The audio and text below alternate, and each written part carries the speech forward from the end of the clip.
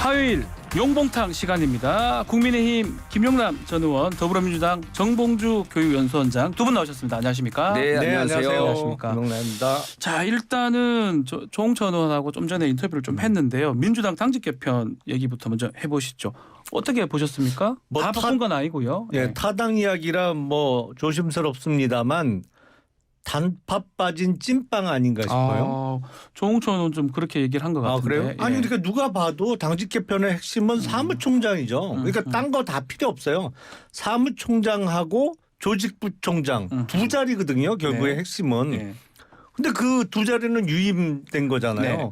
그리고 나머지 뭐 대변인 뭐 2명 바꾸고 지명직 최고 아이고 아무 소용 없어요. 지명직 최고는 그냥 완오브 댐이고 그게 뭐 중요한 자리가 아니거든요. 말이 좋아 당 지도부라고 할 때 당 대표하고 최고위원들을 일컬어서 얘기합니다만 뭐 국민의힘도 그렇고 더불어민주당도 그렇고 최고위원 한 사람 바뀌는 것 같고 무슨 뭐 아무런 변화가 없어요. 근데 말 그대로 핵심은 그냥 그대로 있는 거죠. 이렇게 조홍천 의원은요 이렇게 얘기를 했습니다. 이재명 대표가 사퇴를 안 하니까 그렇다면 임명직 자리는 다 내려놔야 되는 거 아니냐라고 얘기를 했었거든요. 뭐 정봉주 의원께서는 어떻게 보십니까? 저는 주장의 뜻을 모르겠어요. 왜 바꿔요? 왜 바꿔야 되는데 이재명 대표는 왜 내려와야 되고 이런 거거든요. 적군이 전면적으로 그 치고 내려오면서 치고 들어오면서 전쟁이 벌어지니까 네. 적이 침공했으니 사령관 물러가라는 거예요. 근데 그 적이 침공하는데 항상 목표는 사령관 목을 따는 게 목표거든요. 네. 그래 이 전쟁에서 이기니까요. 그래서 사령관을 겨냥하잖아요 계속. 뒤에서 무슨 이상 그 가짜 뉴스도 흘리고 마타도도 하고 그 사령관 겨냥하는 건 맞거든요. 네. 지금 그 중도에서 전쟁할 때도 항상 그러지 않습니까? 근데 사령관을 겨냥하니까 사령관 물러나라. 그럼 전쟁 안 할 것이다. 이게 뭐 이상한 얘기잖아요. 그렇습니까? 예, 그런데 그럼 사령관이 못 물러나겠다 그러니까 그럼 네 휘하 장수들 다 바꿔라. 바꾸면 뭐가 바뀌는데요? 좀 얘기를 좀 더 이어가면 예. 사무총장 자리는 특히 조정식 의원 같은 경우는 너무 방탄에 앞장섰기 때문에 이건 문제가 된다 이렇게 얘기를 했거든요. 무슨 방탄에 앞장섰어요? 이재명 대표 방탄 그 얘기를 하는 것 같습니다. 그럼 자기들 체포동의안에 앞장서면 될 거 아니야 이지들도. 자기들도요? 자기들이 힘이 없어. 기본적으로 정치는요. 네. 세력 대 세력의 충돌이에요. 그 충돌을 세게 충돌하면서 깨질 수도 있고 적당히 충돌하면서 조정될 수도 있고. 네. 그 어느 의원이 그 얘기하고 갔다고요? 조홍천 의원입니다. 정치 철학을 기본서부터 다시 배워야 됩니다. 네. 그 사회에서 다른 검찰직 하다가 옆구리로 그 정치권 치고 들어가고 정치 기본 철학을 잘 모르시는 것 같은데 네. 우리처럼 20대 초반부터 정치를 배워야 돼요. 그래서 제가 보기에는 왜 바꿉니까? 왜 바꾸는가가 안 돼 있다. 지금 바꿔야 된다는 네. 전제하에서 우리 김용남 의원님도 말씀하셨어요. 네. 왜 사무총장 이건 바꾼다는 전제하에 왜 바꿔야 되는지 이유를 저한테 얘기해 주세요. 아니, 옆에서 보면 깨질 듯한데 예. 과연 언제쯤 깨질지 절대 안 깨지지. 아니면 안 깨질지 두고 봐야겠어요. 아니 누가 먼저 깨지는지 한번 내기할까? 국회 네. 먼저. 그래서 저는 예. 아니 우리 시청자 청취자분들께 분명히 말씀드리는데 왜 바꿔야 되는지 저한테 설명해 주세요. 그리고 저는 이번에 바꾼 거는 뭐냐면요. 근거 없지만 하도 쇄신하니까 분위기 일신하기 위해서 그래 일부 몇몇 임명직을 바꿀게. 너네 당신들 자꾸만 이 분위기 쇄신 안 한다고 흔들어대니 이렇게 바꿀게. 그러나 당은요. 네. 공천은 민주당은 공천 시스템이 있어요. 당원 당규에 명시가 돼 있어요. 사무총장이 어떻게 할 수 없거든요. 근데 지금 자기가 손발을 맞추고 있는 사무총장 조직부총장이거든요. 왜 바꿔야지? 전 이해가 안 돼요. 그래서 그분들 얘기를 제가 다 들어봤어요. 네. 속 시원하게 설명하는 사람들이 없어요. 아니 당대표를 나가라서 안 나가니까 임명직을 다 바꿔라. 당대표는 왜 나가야 되는데요? 전혀 이해가 안 돼요. 조홍천 얘기 설명을 다시 조금만 더 드리면 저하고 정천 의원하고 한번 여기서 붙여주세요. 좀 전에 하고 가셔가지고 예. 방탄 프레임에 빠져가지고 당이 뭐 하나도 할 수가 없다 이렇게 무슨 얘기를. 방탄이에요. 국회법에 보장되어 있는 법률인데. 아니 그럼 대통령한테 가서 그 양반들한테 제가 한 말씀 드릴게요. 네. 대통령 지금 본부장 수사 안 받고 있거든요. 예. 김건희 수사 안 하고 있거든요. 그분들 김건희 씨 특검하자는 얘기 한 번도 안 해요. 네. 그러면 대통령한테 형사소추 면할 권리가 있잖아요. 그렇죠. 그거 내려놓으라고 그렇게 먼저 얘기를 하고 오라 그러세요. 그러니까 방탄국회 얘기가 나오는 거는 우리 헌법상의 현역 국회의원의 불체포 특권은 회기 중에 인정되는 그렇죠. 권리잖아요. 맞습니다. 근데 작년 9월 1일 정기국회 개원한 이후로 지금 오늘까지 이달 말까지 네. 만 7개월을 하루도 안 빼놓고 심지어 3.1절까지 회기에 포함시켜 갖고 지금 회기를 계속 연장하고 있잖아요. 사실은 완전히 이 편법이죠.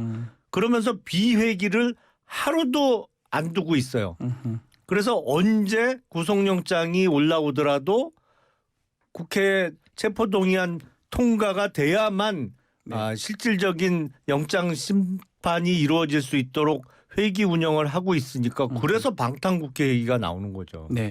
그 지금 떠올라 저분들 네. 저 주장이요. 저게 서쪽에서 해 떠야 된다는 얘기나 똑같은 거거든요. 해는 동쪽에서 뜨지 않습니까? 네. 현실은요. 민주당이 169석이에요.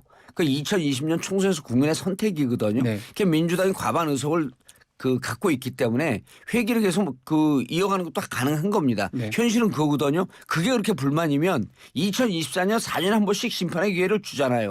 그때 심판해갖고 다수당을 바꾸세요. 다수당이 되라. 현실은 그게 되어 있는 걸 그리고 모든 게 국회법 절차에 하나도 벗어난 게 없어요. 네.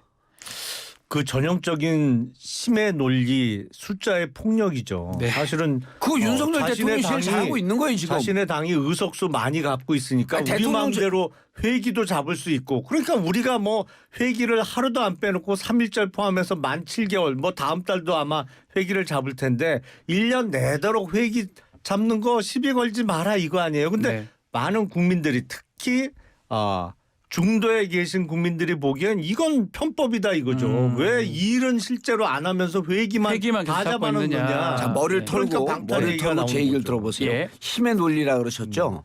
자, 힘의 논리도 국민이 주어진 거고요. 또 하나 우리 윤석열 대통령에게 강제동원 제3자 배상 그 권한 준 적 없습니다. 네. 대통령이 되고 전체 국민의 한 40%도 안 되는 지지를 받으니까 나머지 자결찍지 않은 60% 국민과 함께하기 위해서 연정을 하든지 야당과 대화를 해야 되거든요. 일치하면서 힘의 논리를 몰아붙이잖아요. 그러니까 본인들이 하는 것은 정상이고 민주당이 국회에서 국회법 절차에 따라서 하는 건 정상이고 민주당은 네. 힘의 논리에서 하지 말아야 될 것을 한 적은 없습니다.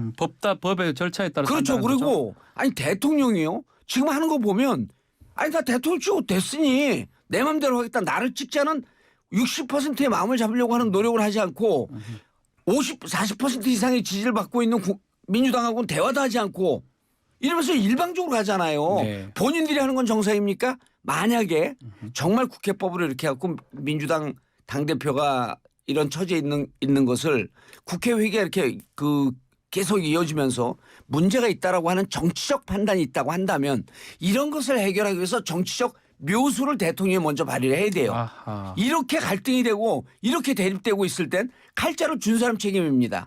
알겠습니다.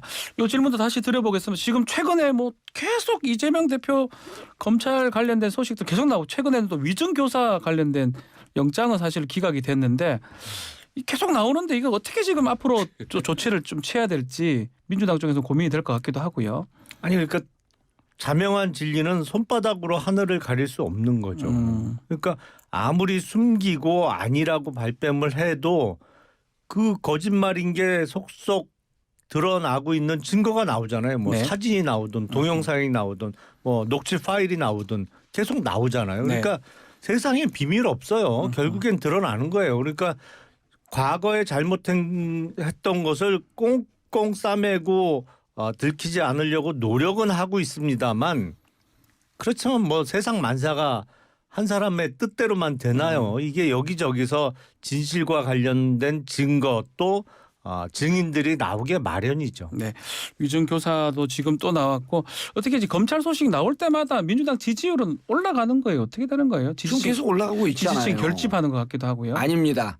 40%가 넘어갈 땐 지지층 결집이 아닙니다. 아. 진보 진영은요. 예. 기본적으로 23에서 25를 못 넘습니다. 그렇다고 한다면 지금 중도층이 돌아서고 있다는 얘기거든요. 그리고 실질적으로 여론조사 결과를 보게 되면 중도층 응답률이 높아요. 그리고 거기 중도층에서 7대3 정도로 기울었습니다. 무슨 말씀이냐 하면 지금 이제 증거가 빤하다 그러는데 네. 자, 이번에 이재명 대표 기소할 때요. 네. 대장동 배임 약 한 4,800억 정도 되는 거 배임으로 했죠. 네. 배임은 보통 쌍둥이처럼 두 분 법률가니까 잘 아시겠지만 배임 횡령으로 가거든요. 네. 배임이 단독으로 가고 유죄가 나온 경우 거의 없습니다.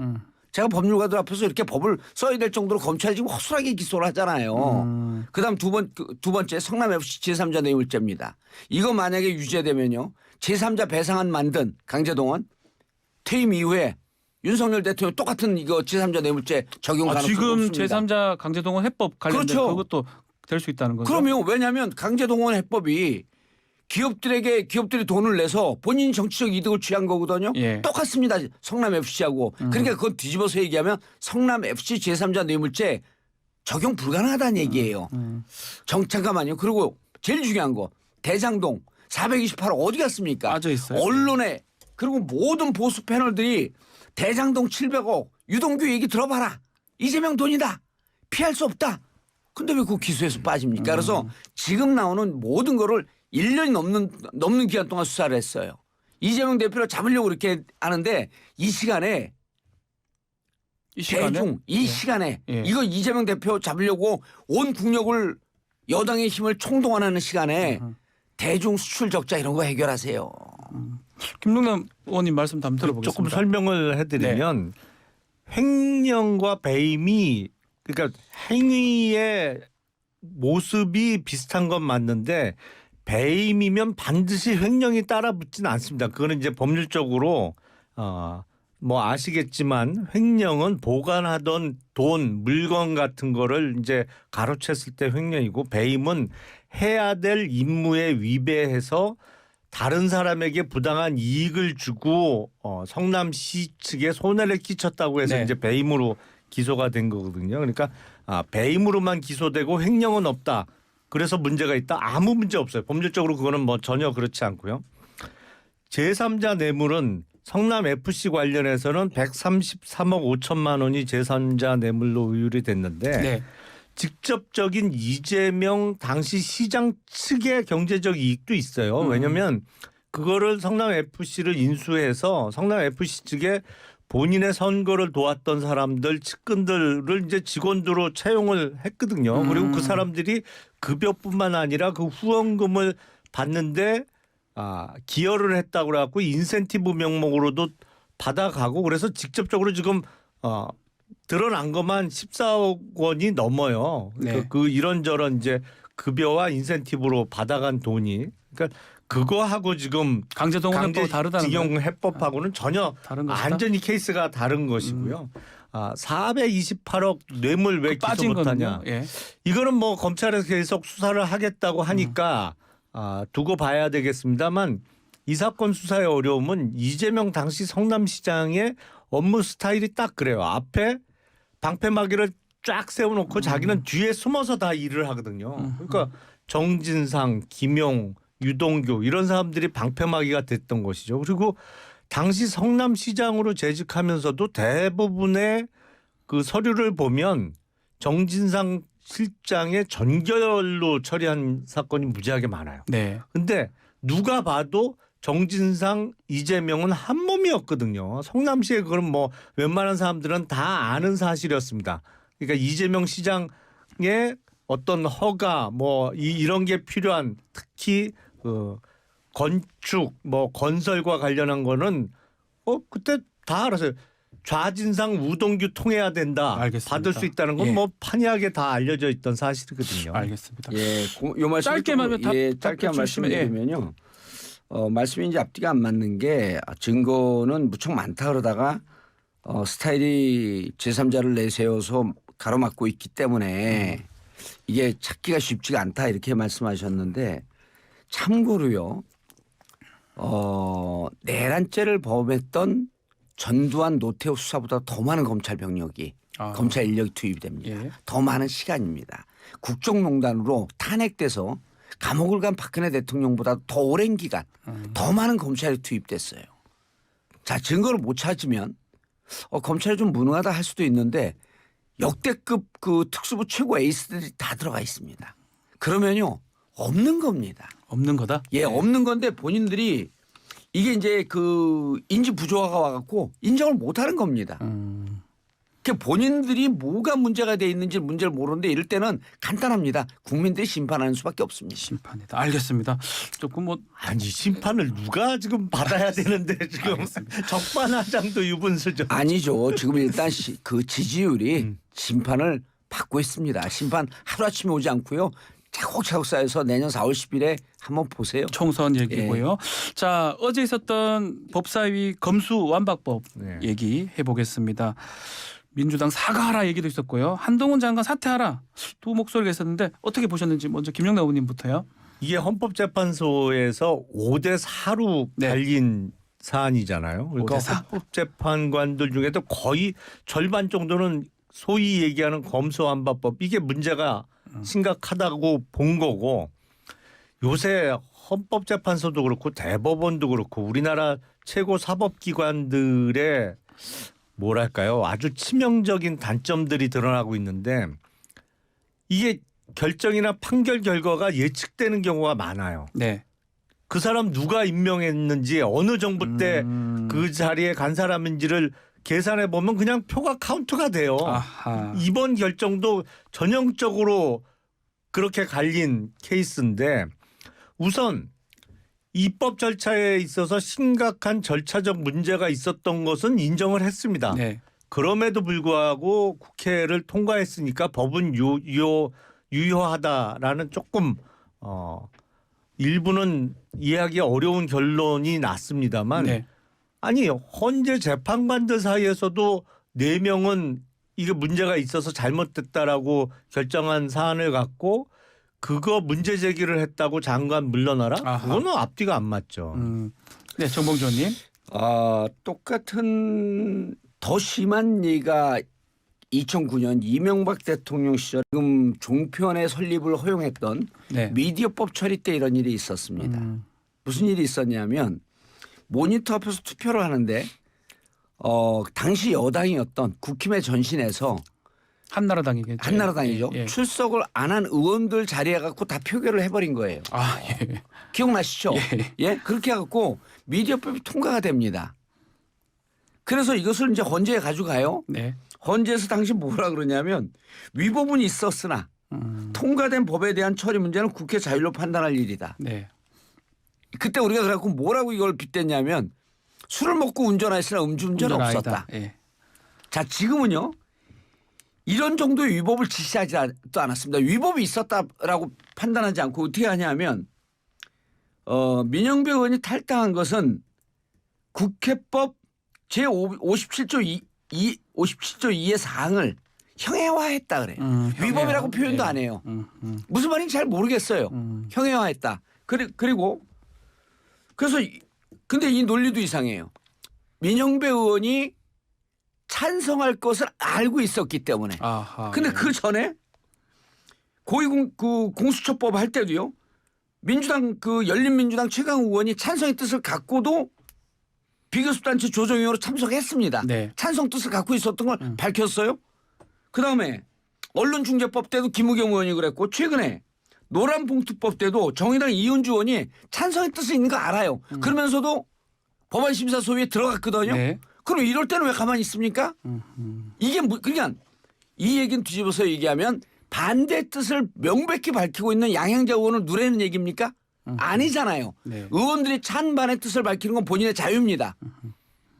다만 여기에서 국회법을 위반했다 이렇게 얘기를 못해요. 네. 형해화했다? 아니 그 얘기예요. 아니, 위법이라고 형해화시켰다는 것은 그 법 조항 자체를 무력화시켰다는 얘기이기 잠깐만요. 때문에 이 그 법조항은요. 얘기가 그 얘기입니다. 법조항은요. 네. 재판을 해보긴 했지만 재판을 받아보진 않았잖아요. 유무죄가 할 때 문장 하나 단어 하나입니다. 여기서요. 위법이면 위법이라고 표현을 했어야 됩니다.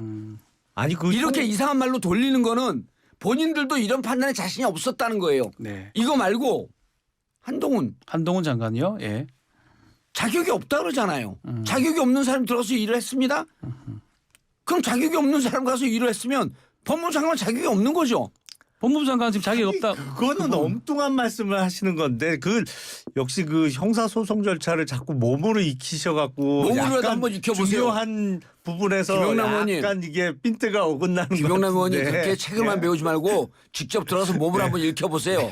거기서 이제 그 각하 결정이 나온 이유는 이 법률과 관련해서 법무부 장관이 어떤 권리 침해를 받는 대상이냐 네. 그 문제와 관련해서 그 소위 청구인 적격의 문제로 자격이 언급된 거지 법무부 장관으로서 자격이 없다고 그렇죠. 내린 결정은 전혀 아니잖아요. 그러니까 그 문장의 뜻을 제대로 이해하셔야 됩니다. 그리고 지금 헌법재판소 결정에 있어서도 소위 위장 탈당과 쪼개기 회기의 문제에 있어서 절차적 문제는 인정을 한 거잖아요. 네. 그 부분에 대해서는 인정을 한 거고 다만 이게 소위 그 사법 소국주의라고 표현이 되는데 네.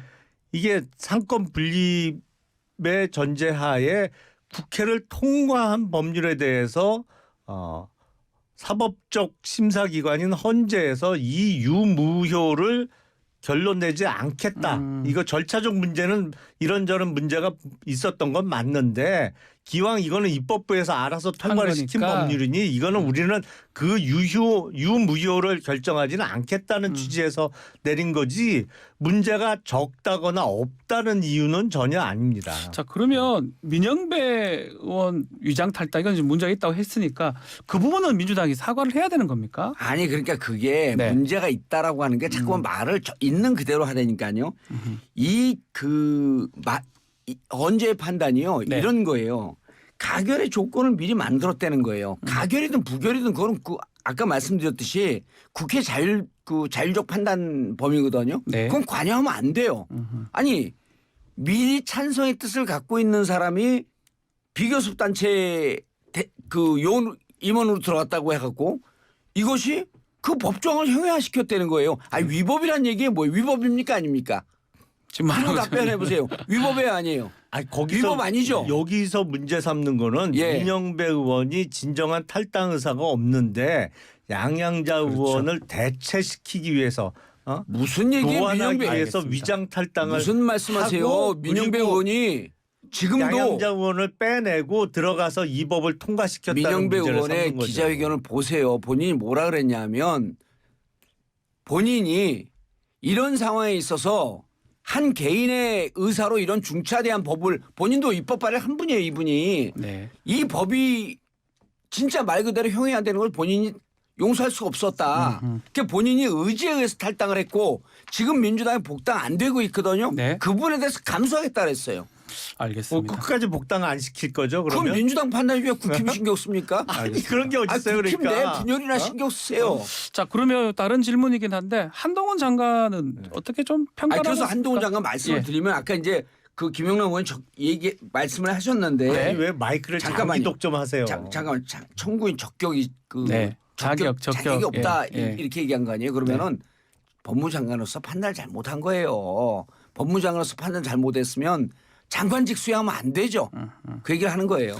자뭐 좀 김영남 의원도 이 부분은 찬성하잖아요. 장관. 탄핵이나 이런 민주당에서 얘기도 하기도 하고요. 총선 얘기까지 지금 연결이 좀 되고 있습니다. 한동훈 장관. 그러니까 지금 이상민 장관에 대한 탄핵 네.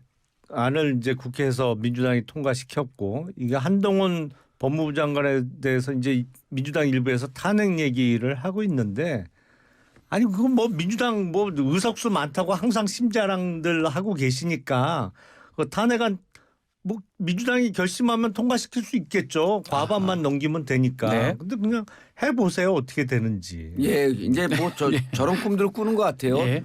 그 민주당 내에서도 이제 일부 그런 우려를 하는 분들이 있는데 네. 한동훈 장관 탄핵하게 되면 그 몸집만 더 키워주는 거 아니냐. 네 그런 얘기를 제가 있습니다. 오랜 정치적 경험으로요. 예. 몸집이 커질 사람이 아니에요. 아, 어떤 뜻입니까? 정치적으로 싹수가 별로 없다는 얘기예요. 아. 지금 뭐 지지율 한 15% 나오면서 보수에서 1등인데 네. 지난번에도 그 홍준표 의원 보세요. 3% 5%에서 시작해갖고 마지막에 윤석열 대통령이 거의 그 위협할 수준까지 가지 않습니까? 네. 그래서 정치권에서 저렇게 느닷없이 사법고시는 소년급제할 수 있어요. 정치권은 소년급제 못합니다. 그리고 이런 얘기를 보수 진영에서 하더만요. 윤석열 대통령한테 한 번 속지 한동훈한테 두 번 속겠냐. 이 말씀은 아마 김영남 의원을 포함한 많은 국힘의원들도 동의할 거라고 자, 봅니다. 정치인 한동훈 평가 그러니까 갑자기 좀 주세요. 총선 얘기로 예. 넘어갔는데 예. 뭐 행보로 봐서는 총선에 출마할 가능성이 높아 보여요. 네. 근데 이제 총선에서의 경쟁력 그거는 이제 달리 표현하면 누가 후보가 돼도 국민의힘 후보가 당선될 지역 말고 네. 소위 험지라고 일컬어지는 지역에 출마해서도 당선 가능성이 있느냐.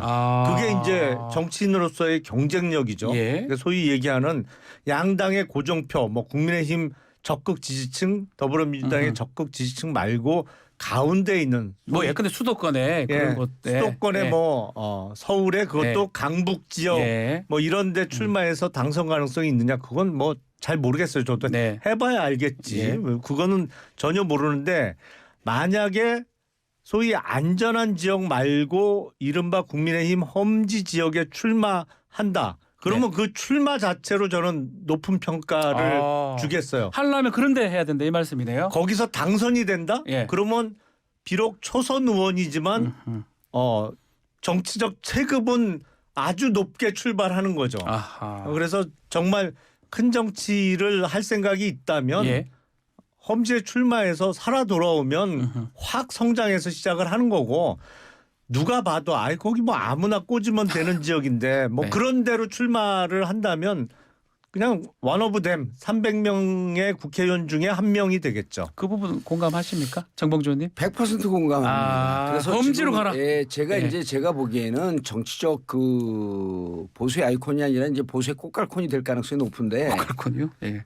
이런 거죠. 지금 그 구체적으로 딱 찍어갖고 강북에 출마하시면 됩니다. 강북 지역 아무나. 그럼요. 예. 강북 지역에 국힘이 좋은 지역도 좀 있어요. 용산 같은 경우. 예. 용산은 이제 그 우리가 이제 문화권 중심으로 권영세 보게 되면 지금, 예. 강북으로 볼 수가 없는 지역이죠. 강남화돼 있는 곳이죠. 예를 들어 동작 같은 경우도 그 무척 어렵잖아요. 그거 서초화돼 갖고 그래서 예. 그런 지역 말고 강북 안쪽 깊은 곳에 예. 민주당 세가 좀 강한데 아니 그렇게 지지율이 높다고 한다면 대권 주자고 차기 대권 주자가 된다고 한다면 강북에 나가야죠. 근데 그분이 왜 희망이 없다고 보냐면 절대 그러지 않습니다. 강남 서초 송파 중에서도 네. 가불병 지역의 병이 좀 유리하거든요. 네. 민주당이 유리합니다. 네. 또 그런 지역은 피할 거예요. 그래서 제가 보기에는 평생 그 양지만 쫓아 카페트만 걸어오신 분이기 때문에 험지 안 갈 겁니다. 그리고 그런 분이 한 분 계셨었는데 저기 그 경상도에 지사하다가 네. 총리 인준까지 됐다가 총리 인준이 못된 분이 있어요. 총리 추천됐다가 김모식이라고 하는 분. 예. 그분 국회의원 된 다음에요. 존재감 없어요. 네. 알겠습니다. 아니 너무- 그 송파병에 김근식 위원장이 있는데 그 송파병을 찍어서 말씀하시면 아니 거기 어떡해요? 빼고 갈 김근식 거다 이렇게 의원 얘기를 하셨어요. 그건 제가 그 당사적이니까 예, 모르는데 알겠습니다. 아직도 정치를 하시나요? 방송만 하시는 거 아닌가요? 정치합니다 지금 하고 지금 있습니다. 거기 예. 당협위원장으로 계시네요. 알겠습니다. 예. 자 오늘도 열띤 토론이었습니다. 저는 뭐 좀 보다가 제가 말리기가 뭐해서 계속 했는데 또 밖에서는 괜찮으시겠죠? 누구요? 두 분요 친하시니까. 이 정도 열띤 토론. 오늘 커피 저거 제가 샀어요. 알겠습니다. 지금. 아니 이게 열띤 토론이면 YTN 라디오 더 분발하시고. 알겠습니다. 자 오늘 용봉탕 여기서 마무리를 하겠습니다. 정봉주, 김용남 전 의원이었습니다. 감사합니다. 예, 감사합니다.